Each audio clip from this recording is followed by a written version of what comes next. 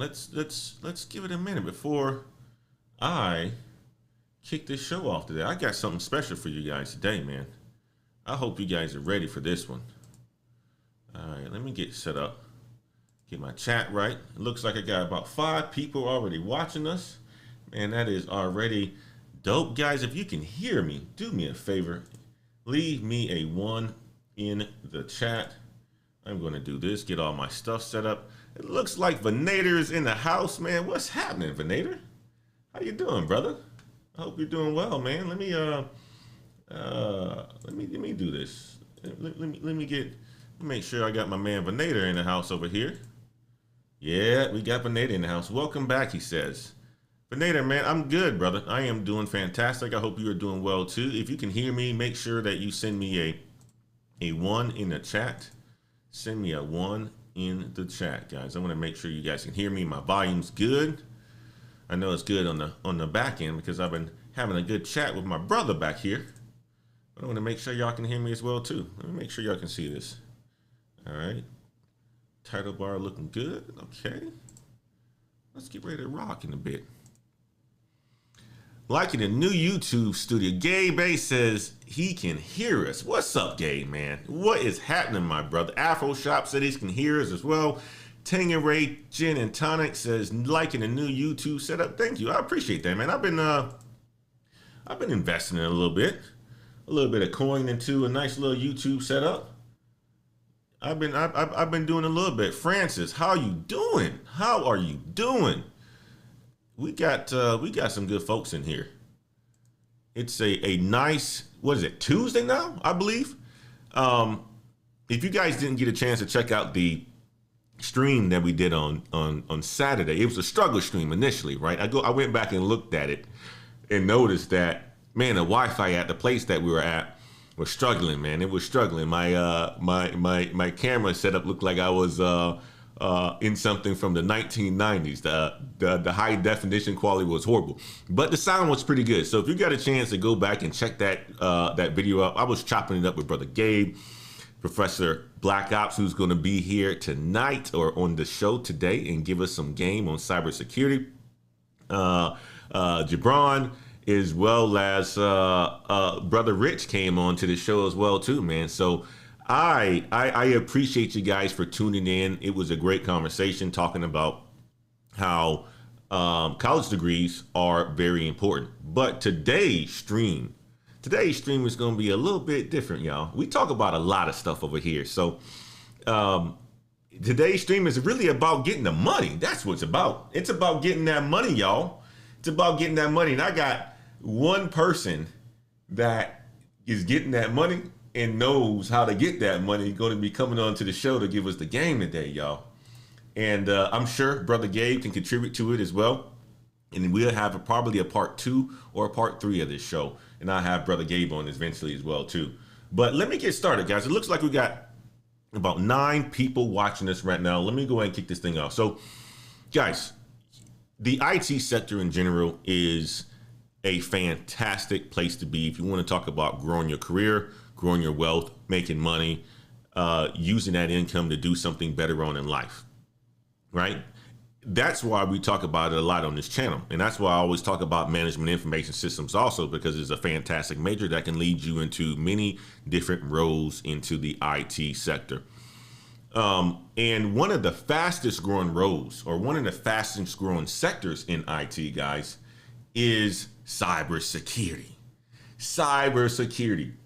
And I thought it'll be very important for me to have a show today to kind of talk about cybersecurity, where it's going, what it is, and how we can get into this space to make the money that we need to make, but also talk about how much money you can make into this field as well too.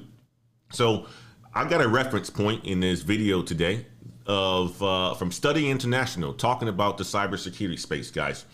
And as you guys know, it is a space that is consistently growing, right? There are many reasons for it too. And there are many people that want to get in this space. And this stream will be for people who are looking to get into this space, to give them a little bit of game on some of the things that they can do to get into this space to make that money. I was in a coaching call yesterday, and one of my clients was like, Antoine, I don't have a degree, but I think I want to get into cybersecurity to make the money because you kind of talk about it all the time. And I'm like, absolutely. So we kind of charted out a path of a way that he can actually get into this field. But here's the thing, guys. Cybersecurity is a buzzword, but it's not really a buzzword. It's kind of like the field, the hot topic or the hot area in cyber or in IT right now. And it's very, very, very big. And I don't see it calming down anytime soon. So let's get to this article, guys. We're going to use this as a reference point before we get our brother in here to come in here and give us some game. So here's the thing. There is a need for cybersecurity professionals. There is a huge need for cybersecurity professionals. There are about 3.5 reasons that there's a unfulfilled cybersecurity jobs that exist out there, 3.5 million of them. So there it means that there's an opportunity for many people to get into this role, into this field. And if you think about cybersecurity professionals, on the upper echelon of IT, cybersecurity professionals such as a CIO or a CTO based in certain parts of the country can make over $400,000 a year, right? That's a lot of dough, right? And that's not even including, some of the additional payments that they may be able to get, such as stocks and options and things like that, that they may, or equity, that they may be compensated with. But on average, if you can see, an average salary for somebody in the upper level of cybersecurity is making around $240,000 a year. That is a lot of money. You can use that money to invest in your future, obviously take care of your family and all sorts of wonderful things, right? Invest in real estate and all that other stuff. And if you think about it, today more than ever, companies need to make sure that they have enough cybersecurity professionals that exist out there. And, a lot of the times companies, they don't have that right now. So this is the reason why cybersecurity is going to, continue to be very important in the next few years. They have very little professionals who understand it, and there's a huge need for it. And then there's not a lot of policies that companies have that are secure enough or processes in place that will and can protect either the data that the company has or the people that works for that actual company. So if you guys remember, there was a breach back in, I believe it was back in 2019 or something like that. Capital One had a major breach. More than 100 million customer records were actually stolen from Social Security numbers and so forth, right? That caused, Capital One brand to tank, and that's what companies have to protect. I think a couple years ago, it was Equifax that got hit as well too. And of course, companies need to protect their brand from hackers and from cybersecurity attacks. And, they're going to consistently spend dollars in order for them to do that. So from a cybercrime perspective, people are saying that the estimated cost, because of companies are getting hacked, and SolarWinds was another one that most recently happened. The cost of cybersecurity hacks and cyber crimes and things like that is totaling to be about $6 trillion. I'm like, so companies are going to have to invest into people to make sure that they fill this gap as soon as possible. And that's where you guys come in. That's where this conversation is coming at, because we are the ones that can actually start to look into these roles, especially if you're in college or especially if you are looking to make a career transition into IT. But the fastest growing IT sector the fastest growing IT sector that exists out there is cybersecurity. And if you look at the U.S. Bureau of Labor Statistics, guys, the average job growth rate for cybersecurity professionals is 31%. That is the highest out of all jobs that exist in the United States. So this is including even healthcare. So, if you were to think about like things like IT professional or IT manager, that's 12%. Cybersecurity professionals, the need for them is 31%. That is 3 times that. So this is an industry that is ready to take on people who have the talent, have the skills, and so forth. But you have to develop those skills. And once you do, you're going to have an opportunity to make a lot of money. So based on Burning Glass, there's analysis of employer demand and postings. The skills projected to grow the fastest in the next 5 years for cybersecurity professionals are application development, security, cloud security, risk management, threat intelligence, incident response, compliance controls. And these are all different parts of the cybersecurity organization that exists and skills that you're going to need in order for you to become a cybersecurity professional in certain areas. And that's the thing about cybersecurity. It's very vast. There's many types of jobs that exist out there for cybersecurity. I did a video a couple weeks back called Information Security Analyst. That is a type of cybersecurity professional, but there's other ones that exist out there as well. So guys, with that being said, I just wanted to give you guys an opening of why we're talking about this today. Let me jump over to the chat real fast. Casual Economics says, or Casual Economist says, Saturday stream was great. I appreciate you, brother. Tobias Price says, here for the game. Jabari Brown said, we in here. Keep it techie says, peace. Black Height salute. My brother, keep it techie. I appreciate the super chat, man. Let me get you up here on the screen, my brother. I appreciate you, man, for the support. Thank you so much for all you do, my man. And I appreciate you, brother. Let me jump over here. I got somebody who I came through from actually brother Keep It Techie. Keep It Techie is the one that gives the interviews out of anybody in the IT space, more interviews and does more interviews out of anybody in this space. And I came across this brother through Keep It Techie's channel. And I'm here to introduce you guys to brother Professor Black Ops. He is a good brother of mine, a good brother of ours who's looking to continue to make a big impact into the IT sector. And he's doing some fantastic things, guys. And I'm going to allow for him to introduce himself to you guys in the chat, man. Brother Professor Black Ops, man, how you doing today, my man? I'm doing great. I'm glad to be here, man. Glad you're sharing your platform. I appreciate you, man. I appreciate you for coming on today. I know it's in the middle of your workday. I said, you know what? If I'm going to get somebody on here, let me get Professor Black Ops on here to come and give us some game on the cybersecurity, man. You doing good today? Oh, I'm doing great, man. I can't complain. I appreciate you coming on, man. So, tell the people, first of all, what your channel is about. And then we're going to jump into a little bit more about you, man. So Professor Black Ops, guys, is a YouTuber as well. Tell the people about what your channel is about, my man. My channel is about cybersecurity. I call it 3 stools. I do general news, who got hacked, what got hacked. Then I do, I call it Blue Team, where we talk about STIGs and locking down systems. Shout out to Gabe A. We always discuss STIGs in the background. The 2 is strategically. Let's talk about the Tesla robot. What does that mean for security? Let's talk about privacy, facial recognition in the government. Are we cool with that or not cool with that? So those are the 3 big topics I try to share on my channel at different levels. Awesome, man. So tell us this, man. Tell us a little bit about yourself. You are what I would say the greats of this space. You've been in this IT space for a long time. I brought you on today to not just talk about cybersecurity, as that's going to be the focus of the day, but you have a spectacular background in your credentials. So tell the people a little bit about yourself, man. All right, I'm gonna make it short. So I call myself the OG. I actually got my bachelor's in 1990, and I actually got my MBA in 1995.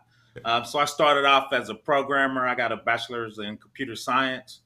So I started basically as a programmer, and I just worked my way up. So I went from programmer to web admin to application admin to DBA. Then I worked for the Department of Defense for 10 years. and I worked for the IRS through the state for 10 years, and both of those are federal compliance. And both of those entities really started digging into cybersecurity. So when I was at DOD in 2005, they were like, let's get serious about security, nation states. And I was working as a web admin. So I was actually putting the settings on applications to lock them down and secure them. So I've done everything from that to policies and procedures to STIG in Oracle, SQL Server, Apache, Tomcat. So I've come from, I like to call it from the technical mud all the way up to the top, where now I advise CEOs about IRS compliance and HIPAA compliance. Now I don't even get to touch a computer, man. I just sit in the office with lawyers and talk about, if we get hacked, that's going to cost us $1 billion. How do we mitigate it? So I came from the digital mud.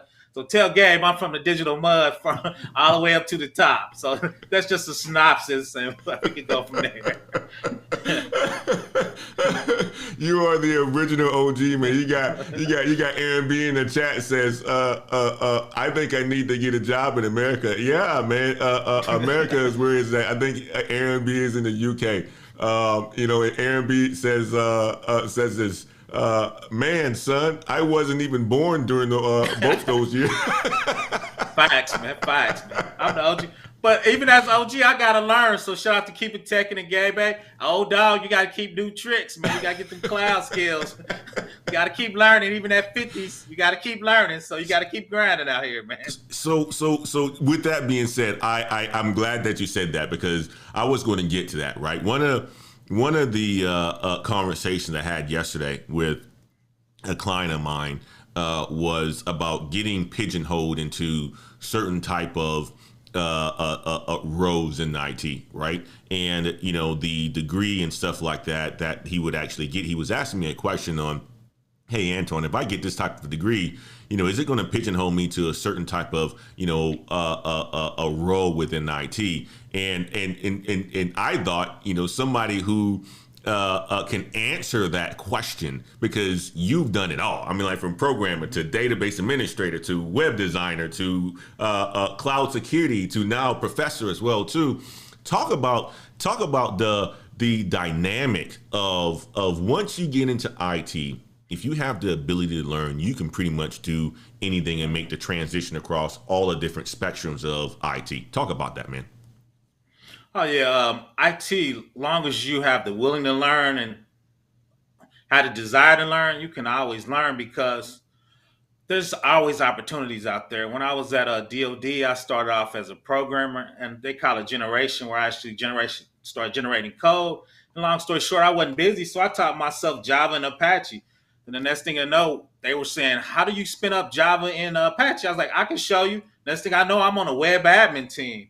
Because I promise you, and Gabe can chime in on this, when you're on big contracts, there's 10% superstars. 20% of those people aren't even working, man. They know somebody, they're just chilling. So there's always opportunity for you to come and get work if you want to get it. And most people, you're gonna have a few gatekeepers that want to show you nothing. Most people are lazy. If you can say, hey, let me do that for you, or show me how, or you go to lunch, I'll watch that for you, I promise you they'll let you do it. So that's what I did. I identified this one guy, I'll never forget his name. Jim Sarikas was the top Oracle DBA in the Midwest. And his bill rate from Oracle was $300 an hour. I was about 28. I followed that dude. It's like, why are you following Jim Sarikas? I'm like, I'm trying to figure out how to make $300 an hour, man. And Jim was a cool guy. He showed me anything he wanted. I was just sitting next to him. He said, this is what you need to do. He just showed me. And he was from Oracle, so he was always getting the top skill, because he would go back to the Oracle campus like a month and get the top knowledge. And he would just bring it back and show it to people. So if he was giving, I was taking. So then after that, I just slowly progressed. The next thing I know, like I said, I'm advising CISOs, CEOs. I think I'm actually going to apply for a chief security information officer in my next go around. So, wow. But no, like I said, it's a lot of skills you can get. And two is with VMs and labs every day, you can do Cisco all from a web browser. Now you can just spin up your device, virtually, act like you're connecting them up. There's just so many ways you can get skills out there. So guys, you heard it. You heard it from somebody who's done it over years, right? Here's the thing. Once you get into the IT space, and one of the things that we'll get to a question in the chat too. Is that Professor Black Ops has two types of degrees. He has a bachelor's degree as well as an MBA as well too, right? So you think about it, the opportunities that he's had in his life, is vast, right? And the number of positions that he's had in his life as well too is pretty vast. And then there is a specific chat that's actually in here that really talks about education, and it came from, I believe, Tobias Price. He says, PBO, has your MBA helped you in the cybersecurity field? Talk about that, my man.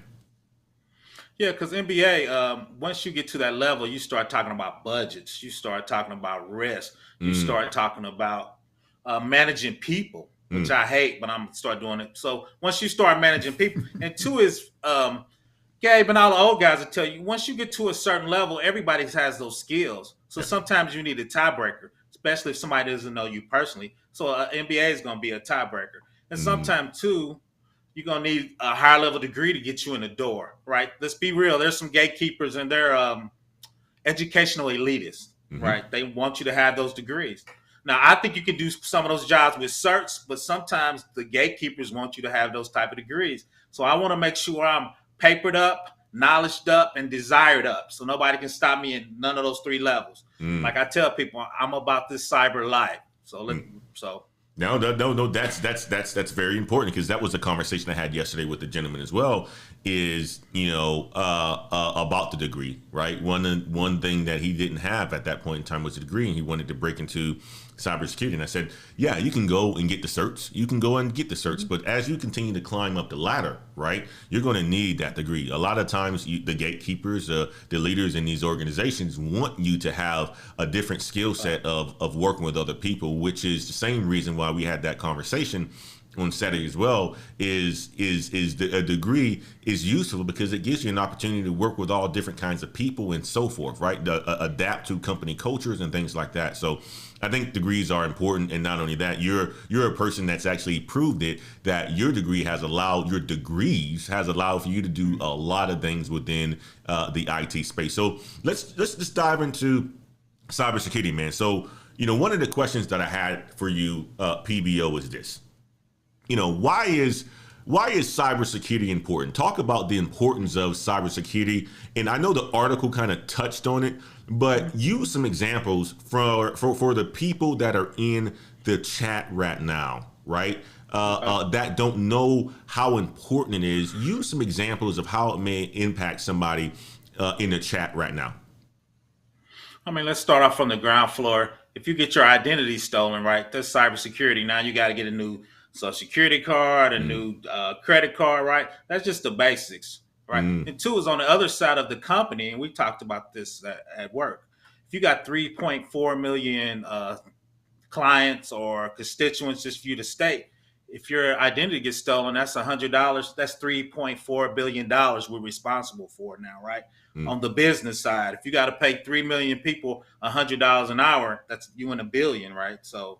Yep. So from that perspective, then let's move up. The first time, if you Google it, is a hospital had a cyber attack. They couldn't admit patients. It was in England. That was the first person died because they had to reroute the ambulance to another hospital. And I believe that's the first time cybersecurity killed somebody. Now, I'm in a state, Indiana, one of the big hospitals got taken over. They were doing admitting patients by paper, right? Because they were trying to get ready for cybersecurity. So and you brought in Equifax. Remember, Equifax got, I think it was half the United States information got hacked. Yep. You got to remember, the CISO got fired, the CIO got fired because their stock price dropped, I think 50%. Yep. And it was so bad, they had to go in front of Congress. Yep. We always joke at that work. You don't want to be in front of Congress stuttering. Talking about why did you lose the people's information for half the United States, right? I always wish to my boss, if that happens, I'm going golfing, player. I'm not going with you. PBO's going golfing. But that's the different levels. It could be as low as, your credit card getting stolen. You could die at the hospital, or you could be in front of Congress explaining what happened to the state's information, right? So those are the three levels of cybersecurity and why it's important, why it plays a role in today. I'm glad that you said that, because I think, personalizing it for people, now they understand, right? That, okay, well, it's getting hacked, or somebody stealing my social security number, or somebody stealing my identity, right? Like that personalizes it for a lot of people. And not only that, if you think about it, even with during the pandemic that we're going through, if a hospital is hacked, man, and if it's personally life or death, and you kind of got to get rerouted to another place because records aren't there. That takes time. It already takes a lot of time to even get checked into a hospital anyway, right? And the fact of the matter, if they don't have the correct data, all sorts of crazy stuff can actually happen in the process of you going to the hospital or even getting admitted to the hospital. Right. Nah, that's good stuff. So we got a couple things in the chat, some folks in the chat asking questions here. Let's see. Let's go to Restored Highly Favored. I'm just getting started. Information tech as is not enough. Practicing A+. Just started studying for Security Plus, Malcolm says. Callie Grail says, what's your thoughts on starting in help desk while in college for MIS bachelor's? I'll take that one. I'll take that one, PBO, and I'll let you take a couple of the other ones. Okay. So Callie Grails, I started at a help desk while in college. And that was the first job that I actually ever had that really gave me the IT experience. Now, before I got into the help desk, I had to do an unpaid internship because, in order for you to get a help desk job, they want to understand if you got some of the skill sets, the customer service skills and things like that. So I think overall, as a base level job, of a job that you can actually have while you're in college, that's going to pay you quite decently and give you a lot of experience, especially on the customer service side, I think the help desk is absolutely fantastic for that. So a good way to build up your skill set. And if, let's just say you are a sophomore or a junior in college right now, you don't want to consistently stay at a help desk. You're going to want to look for, the next level as you continue to progress within your college career, or even after you graduated from college, so that you can make more money. Because the help desk, typically for most people, it is the entry level. It is the mud, like Professor Black Ops say, right? And you got to have to come out of the mud in order for you to make the money that you want to make in the IT space. But a lot of us start from the mud, and I think it's a great place to start so that you can learn some really good skills, especially around the customer service aspect of it, and some of the IT skills that you may need as well too, man. So let's go to Francis. PBO, will a MIS degree be able to substitute for cybersecurity certificates like Security Plus? I know the answer to that one, but I'll let you take that one, PBO.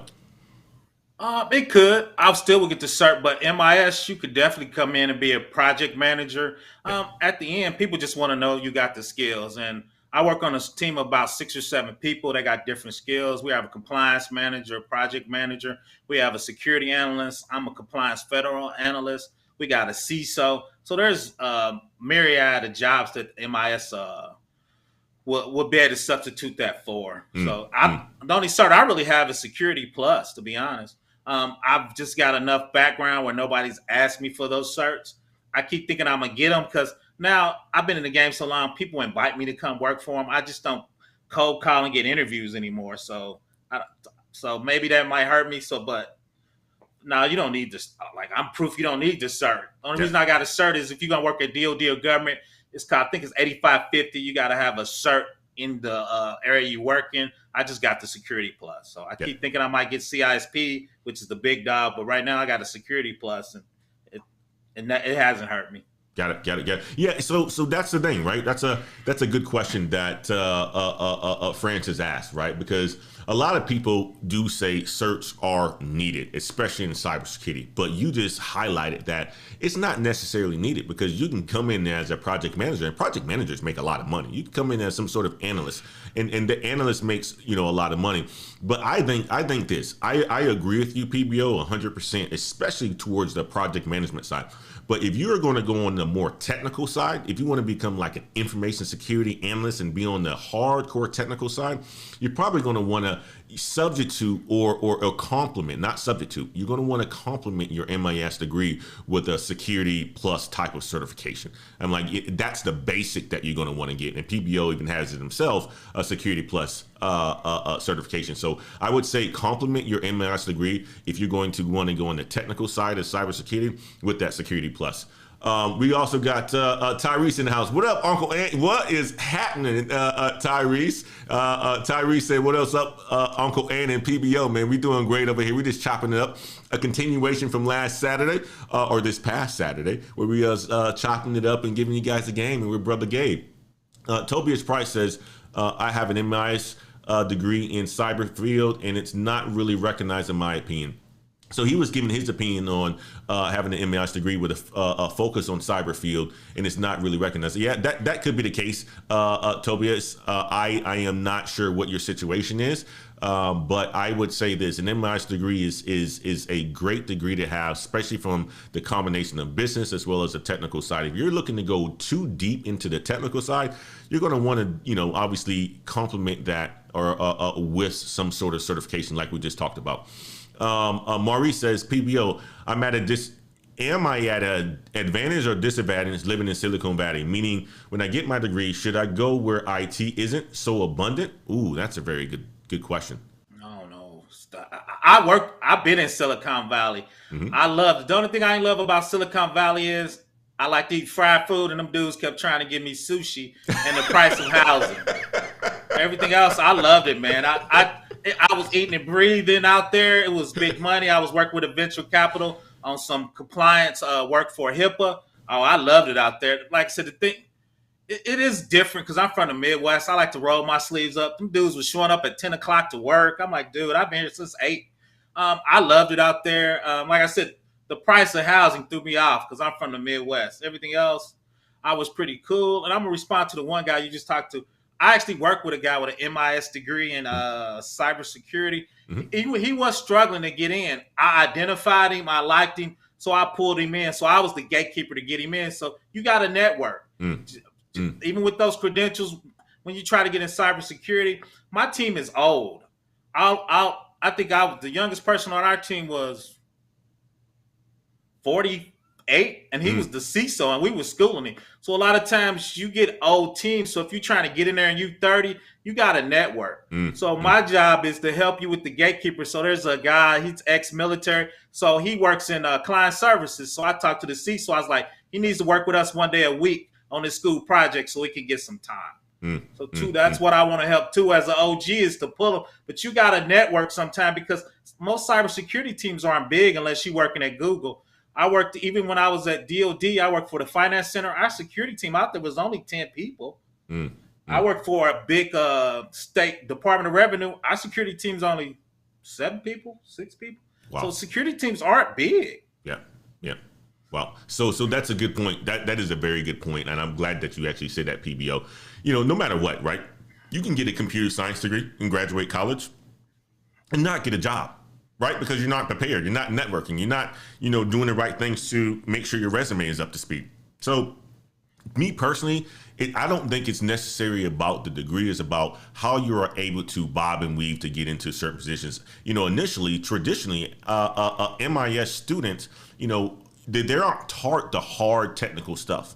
And when I was in school, one of the things I wanted to become was a software engineer. So I said, okay, well, in order for me to become a software engineer, I have to have a computer science minor. I have to do a little bit more coding in order for me to become in that role, because the majority of people who are software engineers come from a computer science background or a software engineering type background. So of course I complemented my MIS degree with a computer science minor, did some personal projects, and I became a software engineer. Yeah, initially when I got in, I probably wasn't up to speed as the computer science people, but once you get in, you're able to learn, right? Then you can showcase yourself, but you're able to learn and pick it up and so forth. And I became one of the best software engineers that exist out there. But that's a very good point that you actually brought up about the whole networking piece. Let me jump in real quick. Real quick. Cybersecurity is at the top of the jobs too. So as you go up to the top, it's going to be less jobs and they're going to be hard to get. Because when I was a junior programmer, they burned those guys out, right? So they were hiring 60 or 70 of those. When we hire a cybersecurity analyst, it's one. We only hired one or 2 at the most. So those jobs are far and few between, and they're hard to get. Yep. Very good point.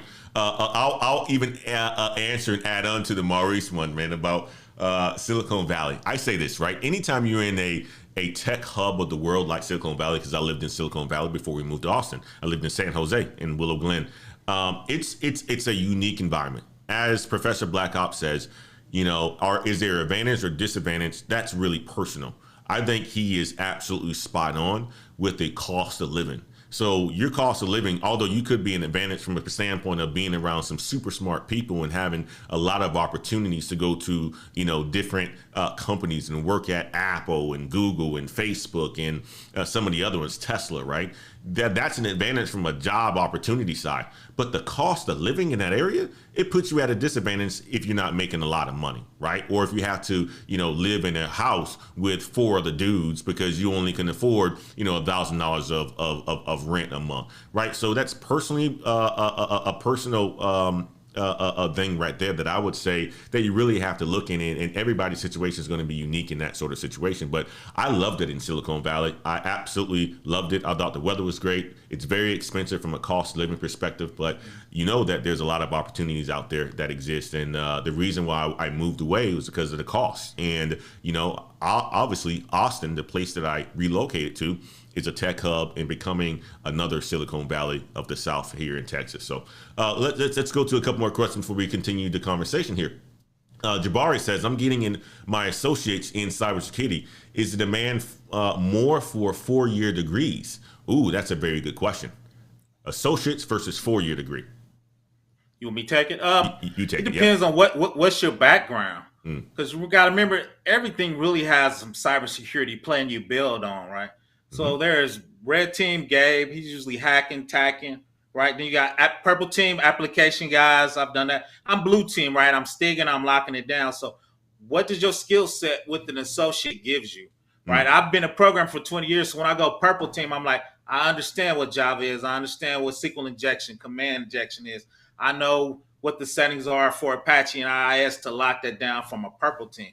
So what are you adding to that associates that sets you apart, right? Because I don't have a CISP, but I get a lot of CISPs calling me because I'm out the digital mud. I've done this for real. I didn't read it in a book, right? So when you talk about locking down Apache, I've done that. You talking about Tomcat, I've done that. You talk about IIS, I've done that. MySQL, I've done that. Oracle, I've done that. I'm about this life. So you got to add to it to set yourself apart, right? You got to get in the mud, grind it, lab it, whatever you got to do. So what do you put together to set yourself apart with your associate? Good point. Very, very, very good point. I agree with that too. And Ant26 is in the chat. He is always bringing his knowledge over here, man. And I appreciate you, brother Ant. Thank you so much for sharing the knowledge and answering the folks in the chat as well too. And going back to you, Dejon Spencer. So get the cert. I would say this. Yes, I said if you want to be on the technical side, right? If you really want to be on the technical side of the information security, then yes, you're going to want to get your cert there. Absolutely. I would say go ahead and get the cert for sure. Knowing this, if you want to be more on the management side of it, don't worry about getting that cert. You can easily get in without getting that cert. You know what I mean? So what else is in here? We had Dejon said, I'm finished my CS degree. Should I get my master's first or get a security plus to get into cybersecurity? So he is getting a computer information systems degree. And, he's asking, should he get his master's first or get a security plus to get into cybersecurity? That's a good question. What's his background? You more in the coaching, though. I would need to know, what's your technical background? What's your job background? Yeah. If you just straight new and you ain't never really done it, I would actually go get a job, get a year, and get your master's at night. And hopefully the company you work for would pay for your master's. Right? Because after a while, even if you got masters, people want to know if you really done it. Because I work with people with PhDs, and I didn't think they could program their way out of a paper bag. So I mean, degrees help you, but you got to really be able to do it, right? Like I said, I work with people with PhDs, and he wrote some code. I'm like, dude, we about to spin through 1 billion records.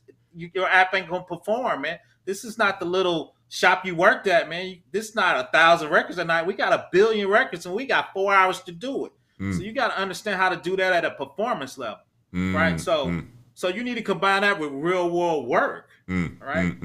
I would say this too. PBO. And before I even jump to that, I gotta recognize the super chat. I appreciate it, Blind Guy, his wife from their life. Thank you so much for the super chat. Thank you so much for always supporting the channel, guys. If you haven't subscribed to Blind Guy, his wife and their life, go ahead and jump over to the YouTube channel. Great YouTube channel, great couple that talks about a fantastic amount of information on how to start a YouTube channel, how to grow a business, and so forth. Absolutely fantastic. I really appreciate you guys coming through support. Here's the thing on that one too, right? So I get a lot of questions and a lot of what do you call it, mentees and clients that ask me, Antoine, should I go and get my master's degree? Should I go and get my master's degree to get into this field? And my answer always is no, right? And the reason why I say that is because of this, guys. Before you get a master's degree, you should understand exactly why you need that master's degree in order for you to even pursue it, right? So typically what I ask questions about is, what do you have? What sort of work experience do you have? If you don't have any work experience, guys, it's no point to get a master's degree. Go and get some work experience. And then really, once you find out if you need a master's degree, then go ahead and pursue it. And let me give you an example, right? The only reason I went back and got my MBA, my master's degree, was because they were VPs in place that had their master's degree. In order for me to break into that sort of level of leadership into the company that I was working for at that point in time, I wanted to make sure I was on the same playing field with these guys. So I said, okay, well, in order for me to become a VP in this company, I went and got my master's degree. Now, if that's a reason for you to go and get your master's degree, there's a reason behind it. There's a path that you're going towards, and you're going to go and get it that way. And that's what I end up doing. I tell all of my clients that ask me if they're going to get a master's degree, focus on the experience first. You want to at least have 2, 3, 4 years of experience, and then determine what it is that you really want to do. You may want to get a master's degree in cybersecurity right away, but you may not want to be doing cybersecurity 2 years after that. Right? Then you just basically wasted $100,000, getting a cybersecurity degree, a master's at that, which is very expensive, and you're not even using it, right? So get the work experience, understand where you want to go, your path, and then go and pursue a master's degree if it's in line for what you want to do from a career goal perspective in your accomplishment. So that's how I would answer that one, man. Ant26 left a wonderful super chat. I appreciate the support, Ant. Let me make sure I get you on here. Thank you so much. Ant says, can you brothers talk a little about the importance of knowing your audience specific to the space, being able to communicate effectively to your team, client, and leadership, how that can elevate your work? Wow, that was a good one, man. Oh, you take that one, PBO, because you're a professor, and I can add on to that. I'll let you take that one first, my man.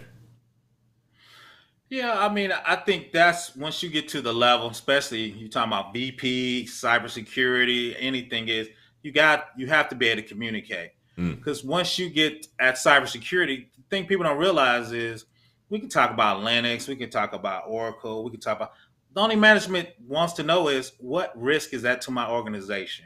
And how do you communicate that to risk and risk into dollar amounts? Like we talked about, okay, we got 3 million people, we pay $100, right? That could be $3 billion, right? So you have to effectively communicate.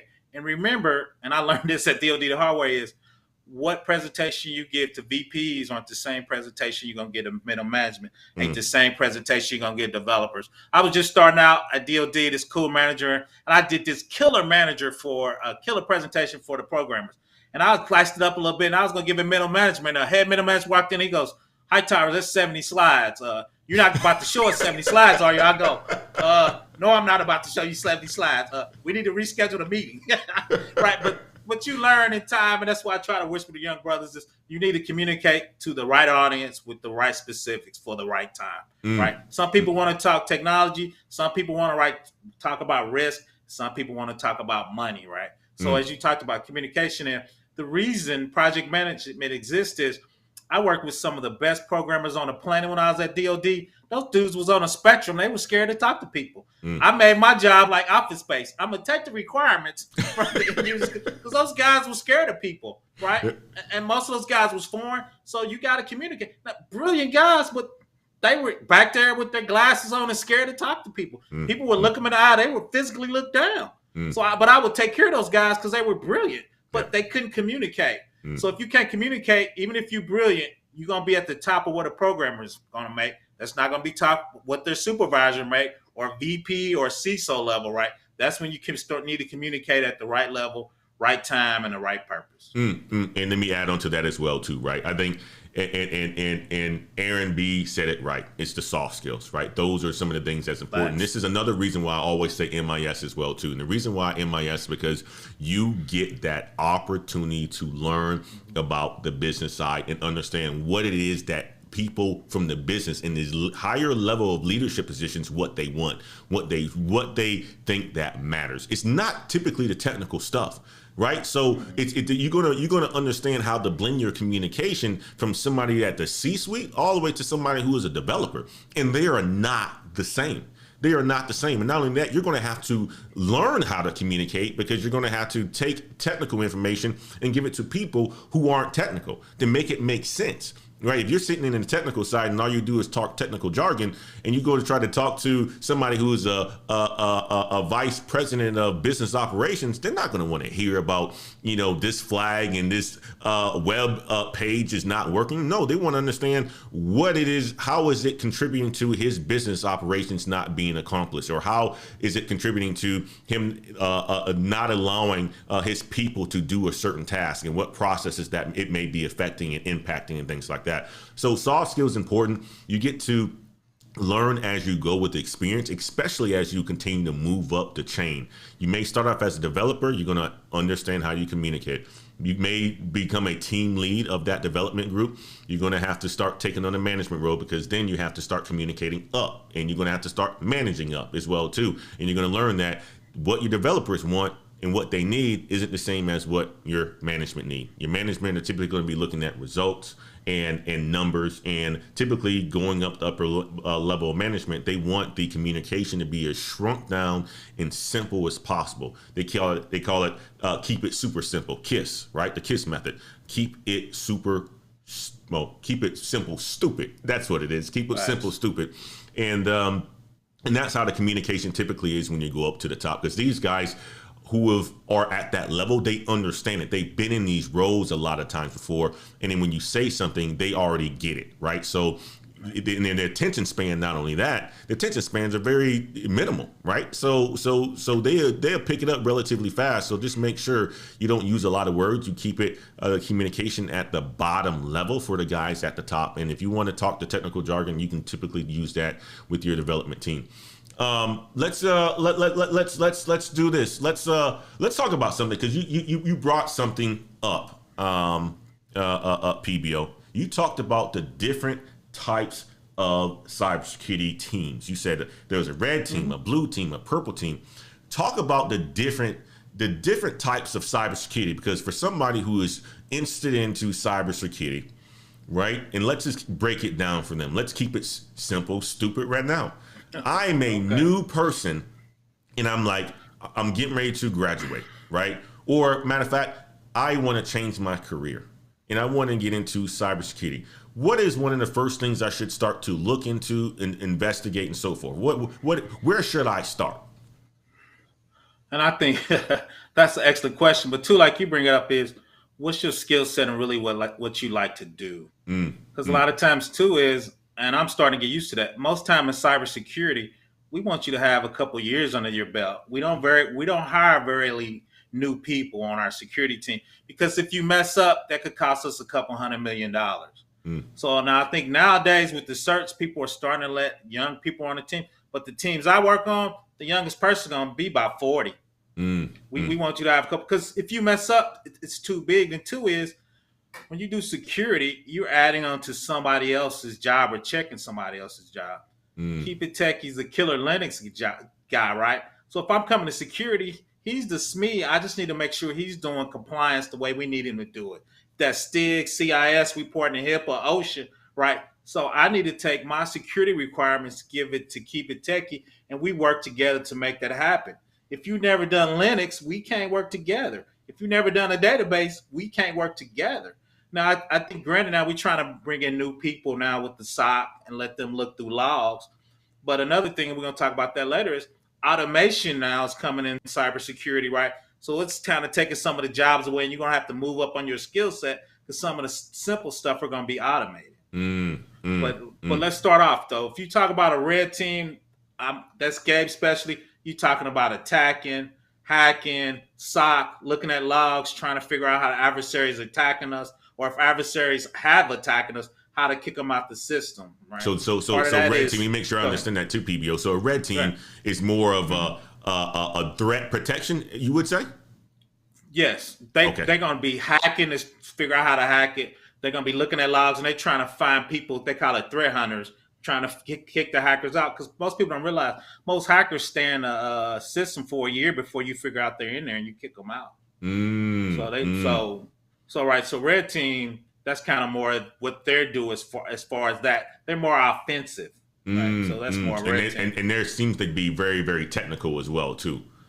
Right, because you got to figure out how to hack. You can do SQL injections. There's so many ways you can hack the network. You can look at logs and find people, but that's a skill set unto itself. The only thing I tell people about that is most companies don't hire those people on staff. We outsource that. Number one, it's a high expertise, and number two is we attack ourselves every 3 years. If you work for DoD, you got to have a penetration test once every 3 years to figure out how your system's set up, right? So we don't have much of that in house, right? So we reach out to Mandiant to go and do something like that. Yeah, I don't say Mandiant is one of the top companies. We got a couple of local companies we hire out. So once we think we have the system secure, we'll pay them to say, okay, are we secure? To see if you can hack us, right? Got it. So that's the red team. Got it. So the way how I understood that PBO is this, right? It's the red team is the guys in the arsenal, coming to the house, getting ready to kick down the door, right? And that's exactly what it is. The guys with the whole bunch of weapons, they're very technical, and they're like, I'm gonna break into this thing, and I'm gonna do whatever I can to kind of break into this thing. And talk about now the blue team. What is the blue team? The blue team. So blue team, that's kind of my specialty. I think is your analogy. We're going to build a house. We're going to put some bars on there. We're going to have some alligators with the moats around, right? So we're trying to harden the systems so the hackers can't get in, right? So I do STIG. Me and Gabe talk about STIGs, but there's certain checks you can put on the system depending on who you report to, right? HIPAA has certain checks. DoD has a certain checks. Because what I tell young people is checks is money's time. Money's not infinite in cybersecurity, right? So you got to classify your system, and the systems with the SSN get the most money. If your systems over here just got HR documents, so people look, you don't put much systems on there, right? You got to classify your system and put the security on the system with the most important stuff, like the HIPAA and the FISMA and the DOD and the Afghanistan reports, right? You want to lock those down. HR systems with the documents, we don't lock those down. So you got to classify your system and spend your money wisely with management, because that's what they want to know. What is the system? What's the classification? How much do I need to secure it? Right, from the protection, right? So when I lock it down, Gabe is gonna try to attack it. But I'm so good, Gabe won't be able to penetrate my system. Shout out to Gabe. I like to give him a hard time. But that's the blue team, right? So the blue team is the protection. The blue team is like that force field that's saying, nah, you ain't coming up in this house. You ain't gonna come up in this house. Matter of fact, I got everything on lockdown. Red team is I'm coming to get you. Blue team is like, nah, you stay out. All right. What are some of the other teams that exist out there? Purple team is the middle of that because, you got your whole architecture. Purple team really focuses on the application. You were a developer. Let's focus on application, because the first place they're going to attack you through is the application through the web server, right? Because that's what's facing outside. When people scan, when we call them kitty script scan, the first thing they're going to see is the application facing outside to the internet. So the purple team really specializes in, okay, let's lock down the Apache. Let's lock down the application. Let's double check the Java. You did parameters when you let people send information. Yep. We want to make sure we validate all that information so nobody can do SQL injection. Nobody can upload a virus. So they focus specifically on application. But when you do cybersecurity, you got to do everything: the Cisco, the web app, the database, the load balancer, the OS. All of that's included. But since the first thing you usually hit is the application, the purple team focuses on that. I got it. So even so, let's just say I have an application that uses FTP to transfer files, Right, right? right, right, right, So the purple team would be the person or the team that's responsible for making sure that that's secure and nothing is right, able to penetrate, like an right, FTP or something like that within the right. system. Okay, got it, got it, It's got it. really specialized blue team. I call it specialized blue team. And the other team on there, which is the government's going to use, is the green team. What the green team does out, it takes what the purple team does, but it does it for your whole organization. So, Mm, like I did a video where the government got graded. The top 8 government agencies got a D. So we were talking about sending a green team out. They would go out to each one of those agencies with purple team skills, but they're consultants and they kind of like a SWAT team. They would go out and hit each one of those agencies or departments to make sure they're locked down. Then your eternal blue team would take that over once they signed off on it. Like, okay, we're gonna keep it patched. We're gonna keep doing it. We see your design. We understand it. We're gonna keep you. And so that's the green team. So, it so sounds those like are the green team is more like consultants that get out there, did I hear it right? The consultants that kind of yeah, does the purple team stuff, right? To and then hand it off yeah, over to the blue team to say, hey, you got a problem here, go and patch this up, and the right. blue team kind of takes it over. Yep, that's it. Got it. At a level. The weird thing is, I've never really seen the green team in practice. I've seen it in the diagram. We talked about it. I worked in a lot of places. I've never officially seen a green team. Wow, wow, wow, wow. So, No, that's I mean, I've that, seen the other three, but I've never seen them. any other types of teams? So red team, blue team, purple team, green team. Any other types of That, teams in cybersecurity? there's one other team, but I can't remember because I've never seen it in live and in person. There's one more, to be honest. But the big three you usually work with is red, blue, and purple. That's usually Got the it. big one. The other Got it. ones I think they talk about. I've just never seen them in person. We were talking about the agencies getting great for the government. And I asked my CISO that. He goes, "Oh, we had to get the green team." I'm like, "I thought they were fantasy." He goes, "I've never seen them in real life either." But he said, because a lot of times, before I do a video for my management, I work with CISOs, I work with CEOs, and I'm cool with them. So I just walk, I just walk in his office. I'm gonna do this video. What's your thought pattern on your agency? Because he came from the NSA.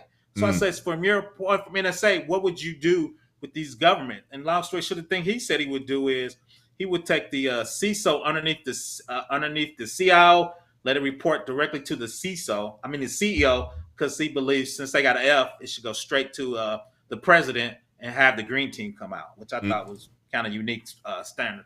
mm. So, I like that. so No, like no, you, I like that. Go ahead. Sorry. Go ahead. no, so like you, my Rolodex is big, so I just call people and ask them a question. I'm like, "Hey, well, I'm thinking about doing this. What's your thoughts on that?" Before I do a video, or if we have a conversation, I talk to people on there, then we'll get together, and I bring my Rolodex with me. Got So it.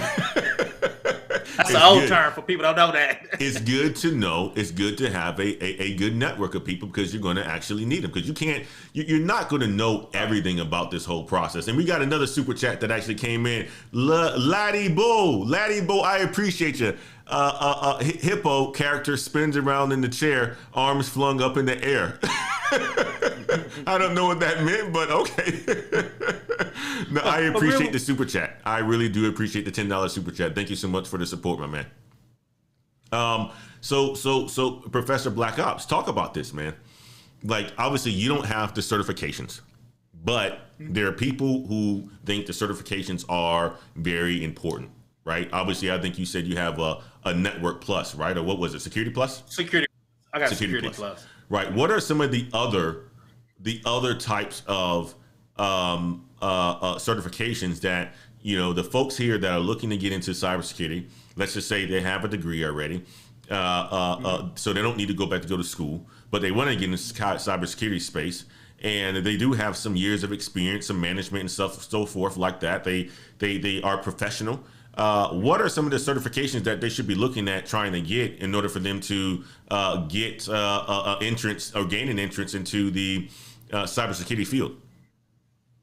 Like we talked about, depends on what area you want to go to. Me, let's start with the basics. Is Network Plus. Anytime you're gonna do cybersecurity, it starts with the network, controlling your traffic, VLAN, subnets, how that works. Mm-hmm. You got to understand that because that's the basics of cybersecurity. Is figuring out where the hackers at, controlling where they could go.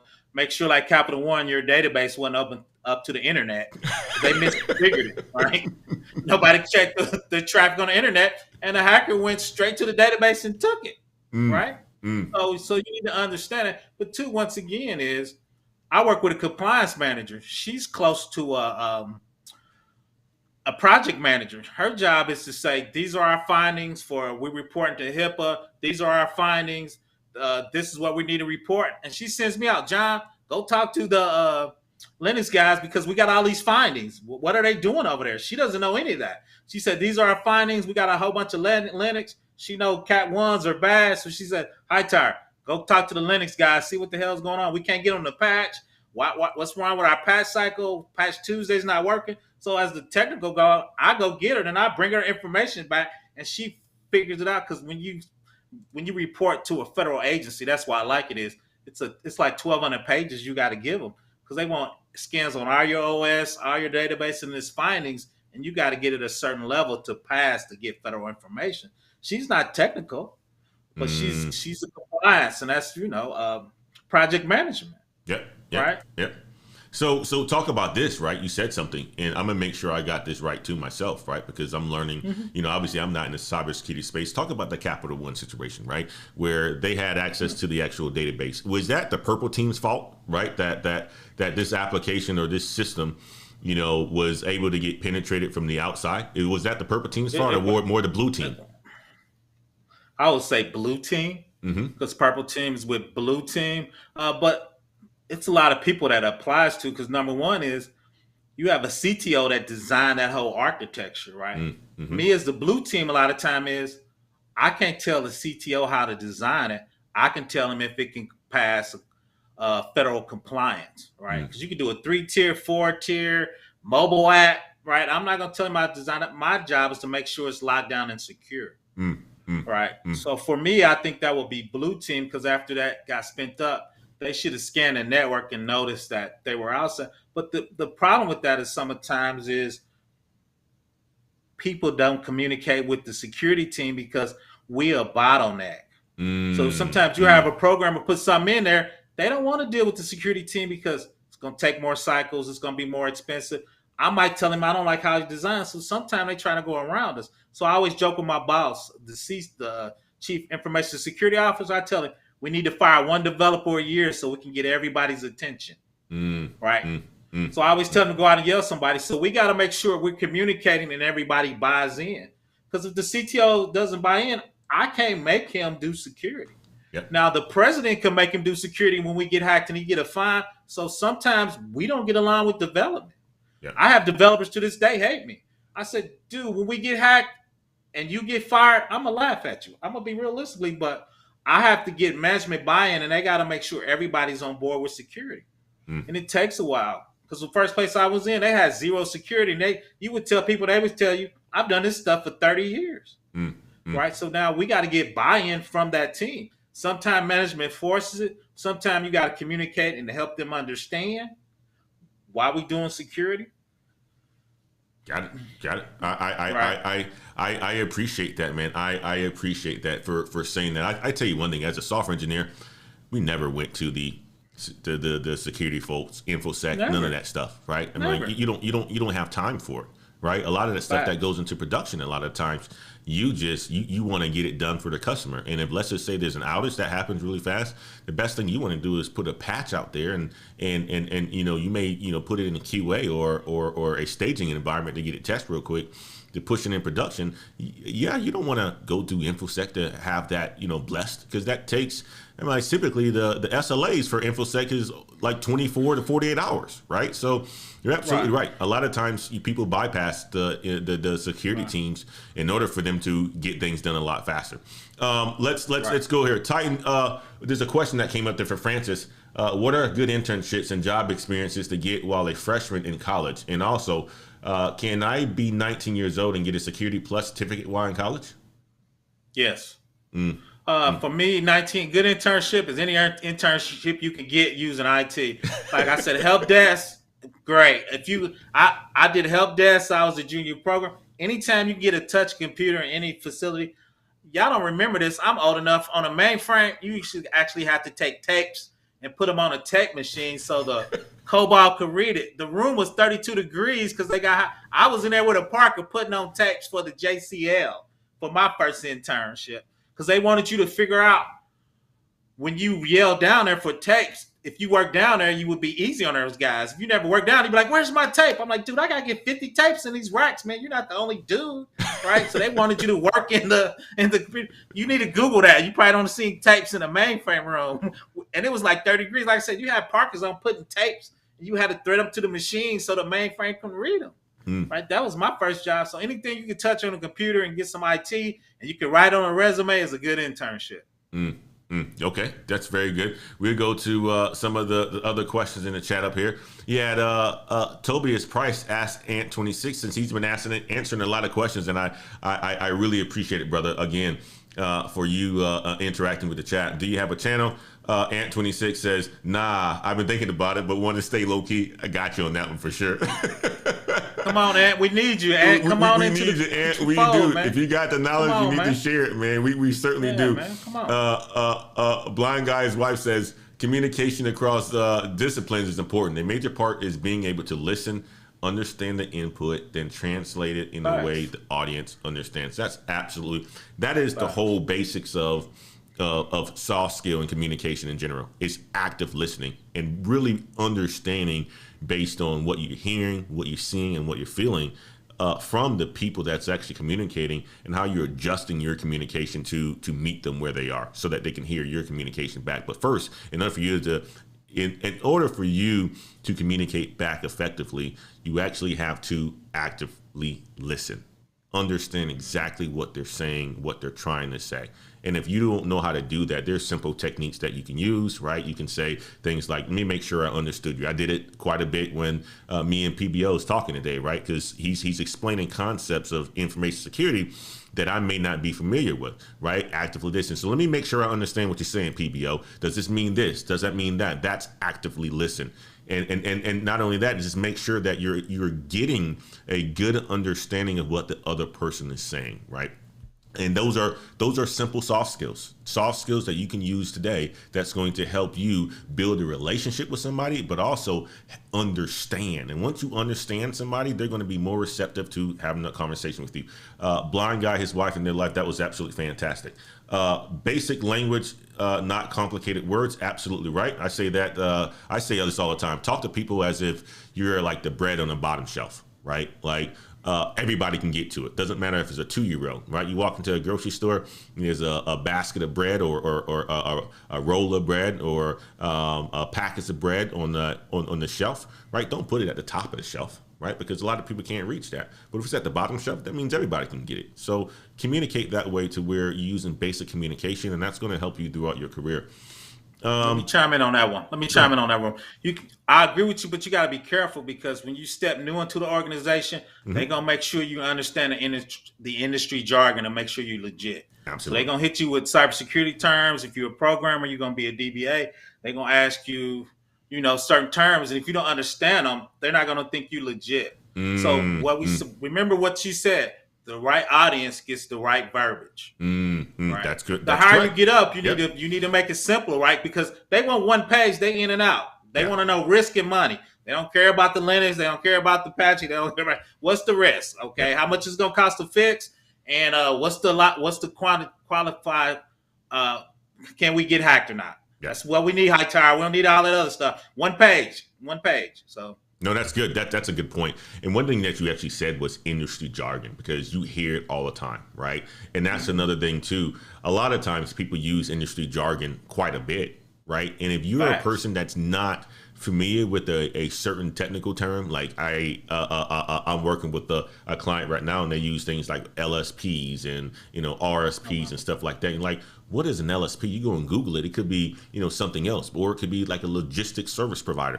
Like, ask those questions. Okay, well, can you help me understand what an LSP? Can you explain what an LSP is? That's another soft skill that you can use actively listen to ask those sorts of questions. So I'm glad you actually said that. The jargon is very important. Let's go back in here. Tangeray. Oh, Tangeray, you left a super chat. I appreciate you, man. You always supporting me as well, too. This information is invaluable. We need to work to blow this Black Heights channel. I appreciate you, man. I really do appreciate you. Thank you so much for your support. You're always here supporting us, and I really do appreciate you there.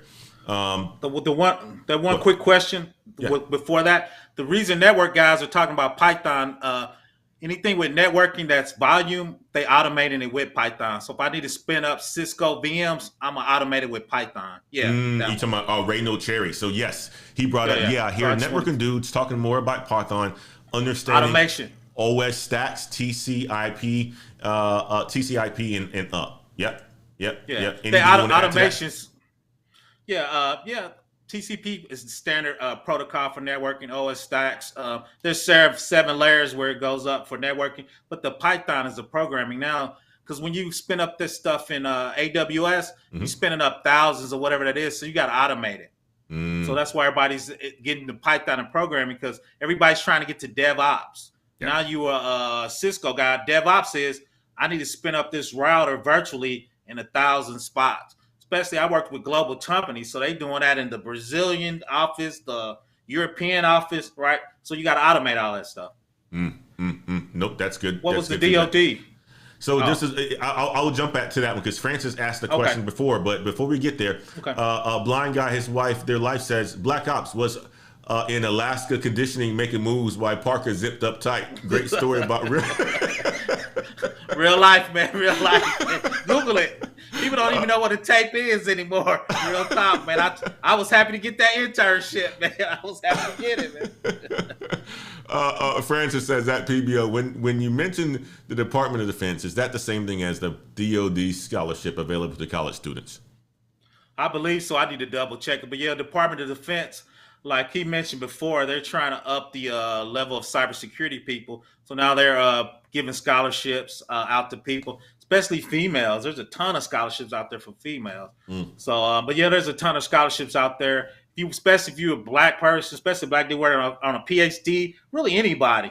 But if you're a minority trying to get in there, scholarships are out there galore. No, that's good to hear. So talk about this, right? We haven't got to this. And Venator, I'm about to get you. Well, before we get to that, Venator says, so I can stay motivated to make my videos. My channel is also getting me to experience solve problems in tech. Yep, absolutely. So Venator is an MIS major, and he has a channel out there. I'm not, shout out your channel, Venator, so we can put it in the chat too and get folks over there. But yes, absolutely. So that's the thing about having a channel as well too, guys. It is having the ability to learn, right? Because I get a chance to bring in people like Professor Black Ops, people like Gabe, people like Gibran, people like Rich, right? That can come on this channel and share information, and it's keeping me sharp, right? I just learned about this whole red, blue, and purple team today, right? And obviously, I'm in a tech space, but I'm on a completely different side of it, right? So the fact of the matter is, when you have a channel like this, you can bring people on. It helps keep you sharp, because then you can start to research when people ask you questions and this and that, the other. People ask me questions about MIS degrees in colleges in India. And I'm like, I don't know. I mean, like, the majority of them are in the US that I know of, right? But I go and research, and you learn about this stuff, and you start to be able to ask and answer those questions, right? So absolutely, having a YouTube channel is not only bringing you the ability to create a brand for yourself, but also to solve people's problems, and also the ability to continuously learn, because you are going to be continuously learning. So I love that. Professor Black, let me jump on that real quick. I just got a job offer. Somebody saw me interviewing somebody, and I just got a federal interview. I think the pay was $175 because somebody saw me doing an interview on my YouTube channel. Yep. See, exposure. That's it, right? I mean, like, it's amazing that you said that, because something like that most recently happened for me too. Professor Black Ops, you're absolutely right. When you have and you're building a brand like that, and you're looking to help people, people are going to be looking at people and looking at your skill sets and what you're doing. And, you know, it's going to open up other opportunities for you as well, too. So a great thing. I'm glad that you said that. Brother Jabron, who was with us on Saturday, man, shout out to you for the platform. Much respect for doing the work your way, man. I appreciate you, brother, man. Thank you so much for coming on the platform on Saturday and chopping it up with all of us, man. That was a good conversation. I really appreciate that. Restored Highly Favored said this, Aaron, that women part jargon you're splitting is a whole lie. LOL, we need degrees and other stuff. Sometimes women get tried. I don't know what Aaron said, but I don't know. Aaron, keep it professional in the chat. If you're talking about women in the chat, we got women watching us, man. I need a little more detail on that, Aaron. I do too. I do too. I'm not going to get there though if he's talking about women in IT. It's like Kevin Samuels, man. We IT in it today. We ain't high value in it today. We are high value, but we're not high value in it today. That's a different conversation for a different day. That's a different conversation for a different day. And not only that, just tech people in general, right? You don't even have to call yourself high value. You just do it, right? That's the whole point. You do it, you know you're making the money, and you just get it done, right? And that's the whole point. That's pretty awesome. Aaron B said, "Scroll up." Nah, I'm not even going to go to it, Aaron B. You're starting to cause some trouble in here. So we're not going to allow you to do that. Well, guys, Professor Black Ops, man. Anything else you want to contribute to the show today? I wanted to bring you on just to chop it up, right? To talk about cybersecurity, especially around the introduction of it. One thing I do want to ask you, right? Because, you know, as a professor, I remember you saying this to me, that there was somebody that was in your class who was a archaeologist or something like that, and they went back to school. Talk about this, because you like to talk about the money aspects of it, right? And that's something that we haven't talked about.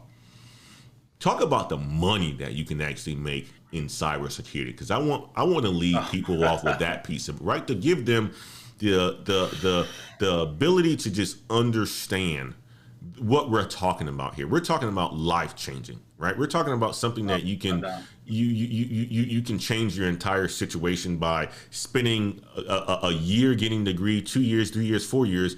But the at the grand scheme of things, you're talking about life changing money. Right. So talk about salaries and the ranges of things like that, so that people who are interested in cybersecurity, who's kind of on the fence, can potentially even do a little bit more research on it. Talk about that. Like I'm gonna start with the team I work on. I'm just gonna talk crushing generalities. My team is old. My team is seasoned. Everybody on that team makes six figures. Everybody. The lowest person is gonna be six figures. Now let's work for a big organization. You got 50. You got some junior cybersecurity people. They got a couple years experience, and they're looking at logs, and they're working on the stock. They're still gonna be at 75 or 80 at the lowest. The two is, once you get some experience, once you take the step, and once you start managing people, I mean, you had an article, you can easily make 200, 300,000. I'm in the Midwest, man. I'm in Indiana with cornfields.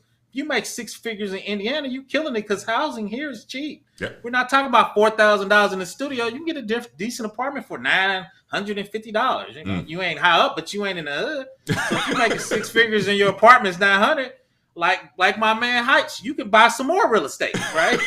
You have some disposable income, right? And two is, like we talked about, cybersecurity is vast. Yep. Like we talked about security analysts, we talked about red team, blue team, purple team, CISOs. We talked about the compliance manager. She bossed me around. Killer black lady. I'm going to have her on the channel. Super smart. She's six figures. She's not technical, right? She's managing the compliance so we can do what we need to do. So there's so many avenues in cybersecurity. Just do the work. Shout out to my man Kev Tech, just doing big things. I always got to give out a shout out to him. We were just chopping it up on LinkedIn. We were talking about learning. I told him 53-year-old people got to learn too. shout out to old people. So shout out to my man Kev Tech. IT support, guys. Another fantastic YouTuber who's out there giving a game on help desk and IT support, guys. If this is another way, guys, that if you want to break into IT, right, go and watch Kev IT Support's channel, because I've gone through his videos, and he does detailed analysis on the things that you can start doing today to become or to get into IT and start making and growing a salary like right away. And a lot of it, we talk about degrees and stuff like that over here, but you don't necessarily need a degree to go into that level of IT over there, right? And you can still make a great salary or a great living, continue to learn and climb the ladder and make even more. And Kev Tech, he does a fantastic job at demonstrating the types of skills that you need and the things you need to learn in order for you to get to that position. So shout out to Kev Tech, man. I appreciate you coming through the channel, my man, and staying here and watching us, man. We're going to have to collab one of these days, my brother. I really appreciate all the work that you're doing as well for us, my man. Who else we got out here? Let me chime in on Kev Tech. Yeah. Even though I'm a veteran and I've been in there, Kev Tech Azure videos, even though I'm at a high level, I need to understand the basics of Azure. It's different than Amazon. I learned a lot for looking at his basic videos. I can map it to AWS, but you always learning because there's just so much stuff out here you got to learn. Like I look like every vendor software that come into our organization, so I got to understand Amazon. I got to understand Azure. I got to understand Rackspace, right? They're each a little different. So his beginning set for Azure I thought was great. I learned a little bit from that too. I've checked out a lot of his videos as well too, man. And seriously, you want to learn something? If you want to learn, technical stacks and stuff like that, and how to do things from on the Microsoft and Linux and stuff like that, go check out Kev IT support, man. He'll get you right. Let's see. Let's see. You can reference your potential employers to your YouTube channel so that they can see. Yeah. So Kev Tech, one of the things that he actually said was, doors open when you help people. And I'll go back to this one, right? Because that's absolutely right. Doors open when you help people. People notice what you're doing, just need to have patience. Patience is a virtue. 100%, Kev. I'm like, I can just tell you this right now, man. When people see the authenticity, or put it like this, doors open when you solve people's problems and you solve problems for people, right? And also solving problems for people is helping people. And with that being said, opportunities are going to be endless. When you actually put in the time to help people, it's going to continuously stack up, and it's going to be abundance of love or whatever else you're going to get from that, because it's energy you're putting out to the universe in your time, and it always comes back. And typically when it comes back, if you're doing the right thing, it comes back 3 times, 4 times, 5 times, right? So that's why I am under the complete belief of helping people, being a positive person, because everything you put out there, it comes back eventually. And I want to see it comes back 10 times, right? So you're absolutely right. You put it out there, you help people, you solve people's problems, and before you know it, man, you're doing very well for yourself. You're doing very well for yourself. I'm glad that you actually said that, my man. Facts. Anything in here? This is very constructive energy. I appreciate you, Cadbury Hardwell. So you already talked about the salary. It's vast. You can make a lot of money in cybersecurity. You can make a lot of money in tech in general, guys. That's why we talk about it on this channel, and that's why we have some of the experts that come through and chop it with us. Professor Black Ops, anything else you want to leave us with, my man? No, I think Kev Tech, Dewan, just get your lab on, grind. Let's get it. It's out here for us to get it. Like you said, there's a ton of channels. If you reach out to me on my channel, professorblackops.gmail.com, I'm going to hook you up with somebody, or I'm going to help you.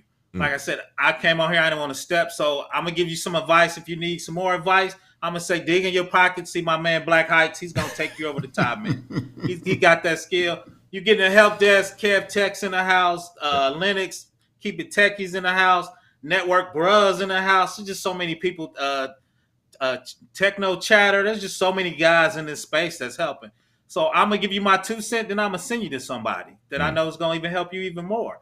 So, but my specialty is federal cybersecurity, meaning you report in a federal agency, IRS, FISMA, OSHA. So, but just get it. It's out here like the young slave. Let's get the bag, man. I'm old. I got one more bag to get when I'm 60. Then I'm going to shut it down. So let's get this last bag for me. A couple more bags for Kev Tech and the young guys. I'm 53. I need one more bag to get to 60. Then I'm shutting it down, fellas. And I told Kev Tech this morning, I like you see you running with the torch, young guy. Let me know if I can help you. I'm old. I just need one more. I just need a little bag. I don't even need a big bag. I need one more little bag. We gonna make it, fellas. Let's get it. That's all I got, man. Let's get it. I appreciate you so much, PBO, man. Thank you so much for stopping into the show today. Guys, wonderful interaction in the chat, man. Guys, thank you so much for all the support, all the super chats. I really appreciate you guys continuing to support the channel, man. And you know how we do it. You guys know how we do it, man. Let me put myself up on the screen here. And until next time, y'all. Peace.